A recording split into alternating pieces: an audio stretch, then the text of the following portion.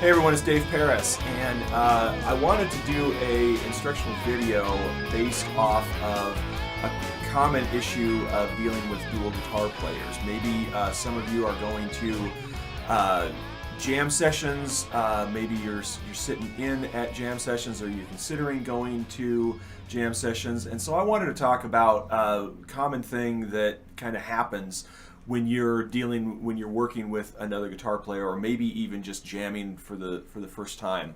So what I did was I brought in my good friend Arty Cavazos. Cavazos. What is it? Cavazos. Are you sure? Mm-hmm. So I brought in my good friend Arty, and so him and I are going to go through a portion of the 1-4-5 progression. We're going to do the 1-4. Due to the sake of time, we're just going to do some examples off of the key of G, going from the G to the C. And so the first thing we're going to do is we're just going to play here real quick, and we're going to show you kind of the issue that happens between guitar players. Like to hit, here it goes.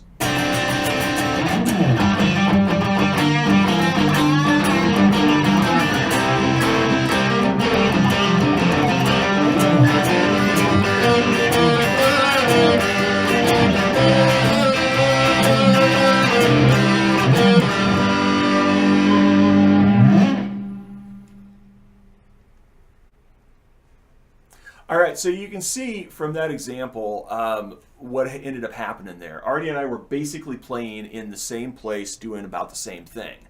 Okay, and that seems to be kind of a common issue, a commonality or whatever that happens at a lot of these jams. Guitar players get into this anything you can do, I can do better thing. So if one guitar player, the other guitar player has to do something else, something similar to it to make it sound like they could do the same thing. I'm not really sure why guitar players go into that. So what we're going to try to do is we're going to move into adding more variety. And with this next example, what Arty and I are going to do is we're just going to switch positions. So I'm going to stay down here, and Arty's going to go up to the 15th fret. And then we're going to play off of each other, trading leads from that. And you can see how just changing positions from just a simple octave can make a big difference.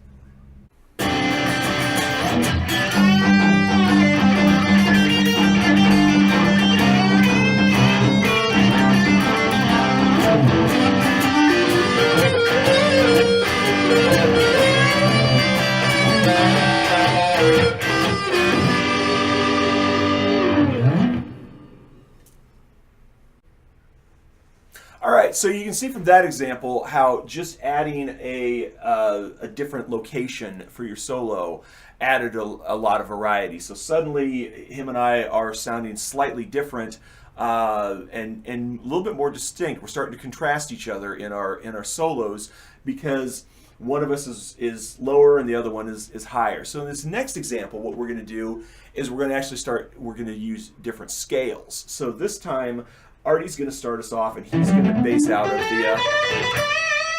the major pentatonic, but I'm going to stay in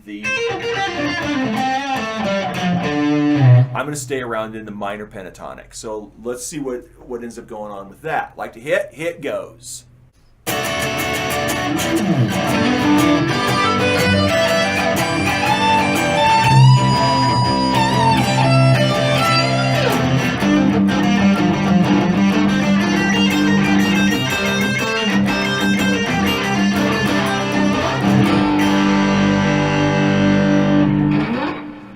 Alright, so you can see from what we got going on that even the little things that we've done have added variety to our solos. So with just a few stylistic ideas, we've managed to expand our contrast in our solos and still maintain quite a bit of integrity with the solo and the ideas that we're going from. So we're going to go ahead and stop with this portion of the video and start a part 2 where we expand on that a lot more and take some other ideas and see what we can do to play off of each other as as we jam. So I want to thank everyone for tuning in at this point.